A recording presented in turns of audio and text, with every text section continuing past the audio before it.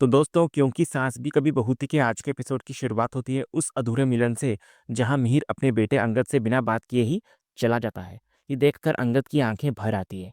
इधर वृंदा उसकी आंसुओं की वजह पूछती है तो वो आंख में कचरा चले जाने का एक झूठा बहाना बना देता है। वो नहीं चाहता है कि वृंदा उसका दर्द देखे, लेकिन वृंदा उसकी हालत समझ जाती है। वो उसको कहती है कि वो जानती है कि अंगद को ऐसे माहौल की आदत नहीं है। दूसरी तरफ कहानी का रुख नॉयना और सुज्जू की तरफ मुड़ता है। सुज्जू अपनी बहन को एक कैफे में लेकर आती है और उससे वो सवाल पूछती है जो उसे अंदर ही अंदर खाए जा रहा होता है। वो कहती है, दी तू ये क्या कर रही है? फिर सुज्जू नॉयना को चेतावनी देती है कि कहीं मिहिर को जलाने के चक्कर में उसका ये दाव उसी पर उल्टा ना पड़ जाए और वो फिर से उस तूफानी रात की तरह उस ब्रिज पर ना पहुंच जाए। वो उसको याद दिलाती है कि पिछली बार तो मिहिर ने उसे बचा लिया था क्योंकि वो उसकी परवाह करता है, लेकिन हर बार किस्मत साथ नहीं देती। और फिर वो अपनी बहन को उसका वो वादा याद दिलाती है जो उसने किया था कि वो दोबारा ऐसा कुछ नहीं करेगी। लेकिन वो दोनों इस बात से अनजान होती हैं कि उनकी ये सारी बातें कोई और भी सुन रहा होता है। डिटेक्टिव रंगनाथन जो एक वेटर के वेश में वहां मौजूद होता है, उनकी टेबल के नीचे एक माइक लगा चुका होता है। जैसे ही वो दोनों वहां से जाती हैं, रंगनाथन उनकी रिकॉर्डिंग सुन लेता है और उसे मिलता है अपना पहला और सबसे बड़ा सुराग कि नोएना ने उस तूफानी रात में ब्रिज से छलांग लगाई थी और उसे उसी इंसान ने बचाया था जिससे वो प्यार करती है। इधर रंगनाथन समझ जाता है कि अब उसे उस ब्रिज पर जाकर ही कोई सबूत मिलेगा। दूसरे सीन में उधर ऑफिस में दो अलग-अलग दुनिया के लोग एक साथ बैठे होते हैं। ऋतिक जो अपने काम को लेकर पैशनेट होता है, मिताली को नए प्रोजेक्ट के आइडियाज़ दे रहा होता है और मिताली जो काम से बोर हो रही होती है, उसे नींद आ रही होती है। वो कहती है कि उसे ये बोरिंग काम नहीं बल्कि ऐश करना, शॉपिंग करना और पार्टी करना पसंद है। और फिर वो ऋतिक से पूछती है कि क्या उसका कोई और पैशन नहीं है? तो ऋतिक उसे अपने सिंगिंग और गिटार के शौक के बारे में बताने ही वाला होता है कि तभी मिहिर वहाँ आ जाता है। उसके बाद मिहिर मिताली की तारीफ करता है और कहता है कि नोएना को उस पर गर्व होगा कि वो इतनी मेहनत कर रही है। मिताली भी झूठ बोलती है कि वो काम को एंजॉय कर रही है। फिर मिहिर अपनी एक जरूरी लाइसेंस वाली फाइल न मिलने पर ऋतिक से पूछता है और उसे ढूंढने के लिए चला जाता है। इसी बीच दूसरी तरफ रणविजय अपने केबिन में मिहिर के नकली साइन कॉपी करने की कोशिश कर रहा होता है। बार बार कोशिश करने पर भी सही साइन न बनने से वो गुस्से में आकर पेपर्स पूरे केबिन में फेंक देता है। तभी अचानक मिहिर रणविजय के केबिन में आ जाता है। रणविजय हड़बड़ा जाता है। मिहिर चारों तरफ फैले हुए पेपर्स देखकर उसे उठाने लगता है। इधर रणविजय का दिल बैठ जाता है कि कहीं मिहिर उसके फर्जी साइन वाले पेपर न देख ले। तो इधर घबराकर रणविजय जल्दी से सारे पेपर्स उठाकर डस्टबिन में डाल देता है और सफाई देता है कि वो काम की परेशानी के कारण थोड़ा अस्त व्यस्त हो गया था। उसके बाद मिहिर की नज़र उसी फाइल पर पड़ती है जिसे वो ढूंढ रहा होता है, इम्पोर्ट लाइसेंस की फाइल। मिहिर पूछता है कि यह फाइल उसके पास कैसे आई? तो रणविजय चालाकी से कहता है कि मिहिर ने ही तो उसे अंगद का काम संभालने को कहा था।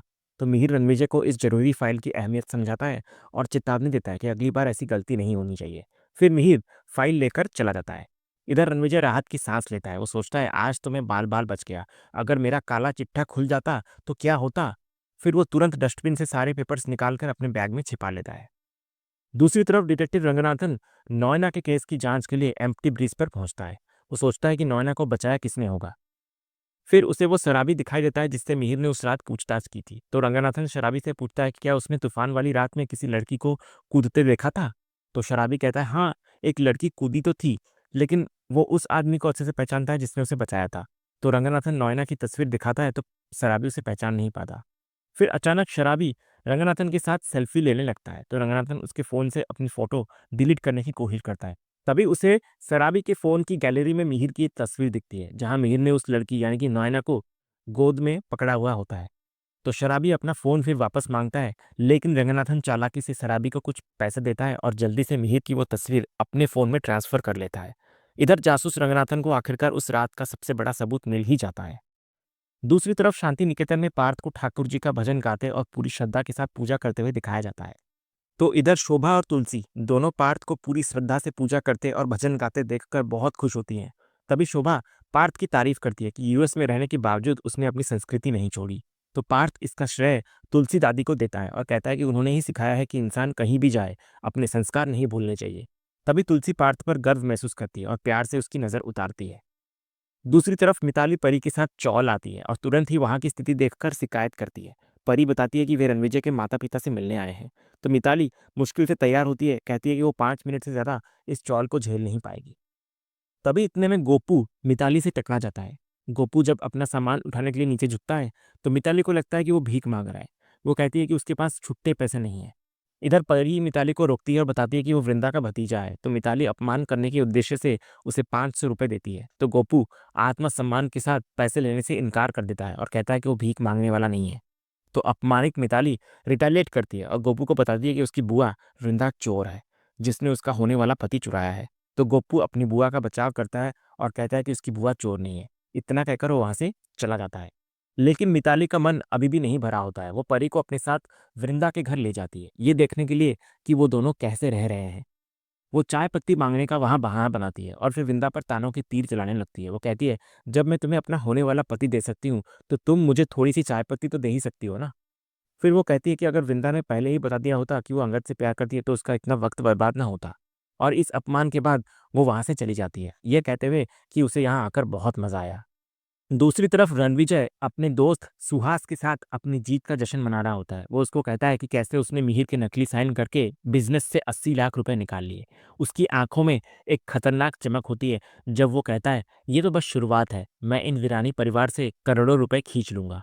तभी सुहास उसे संभल कर रहने की सलाह देता है, लेकिन रणविजय उसका घमंड 7वें आसमान पर होता है। सुहास उसको याद दिलाता है कि वो उसके कारण ही जेल गया था, तो वो उसे ना भूले। लेकिन वो दोनों इस बात से अनजान होते हैं कि उनकी ये सारी बातें कोई और भी रिकॉर्ड कर रहा होता है। डिटेक्टिव रंगनाथन, जो अपना भेष बदलकर वहां मौजूद होता है, उनकी टेबल के नीचे से वो माइक निकालता है जिसमें रणविजय का सारा काला चिट्ठा रिकॉर्ड हो चुका होता है। और इसी के साथ रंगनाथन को वो सबूत मिल जाता है जिसकी उसे तलाश थी। दूसरे सीन की शुरुआत वीरानी हाउस से होती है, जहां पार्थ, ऋतिक और शोभा तीनों महाराज जी के हाथ की बनी कचौड़ियां खा रहे होते हैं। इधर ऋतिक अपनी बहन परी को छेड़ते हुए महाराज जी से कहता है कि उन्हें ये कचौड़ियां परी से बनवानी चाहिए थी। इस पर शोभा कहती है, परी को कहाँ कुकिंग आती है। लेकिन ऋतिक बोलता है कि परी अब कुकिंग सीख चुकी है। तो इधर कचौड़ियां खाते हुए परी ऋतिक को ताना मारती है और कहती है कि शायद उन्हें पता नहीं है कि लड़कियां किसी से कम नहीं है। इस बार लड़कियों ने क्रिकेट वर्ल्ड कप जीता है। फिर दोनों के बीच हल्की नोकझोंक होती है। तभी पार्थ कचौड़ियों की तारीफ करते हुए उन्हें तुलसी दादी जैसा बताता है।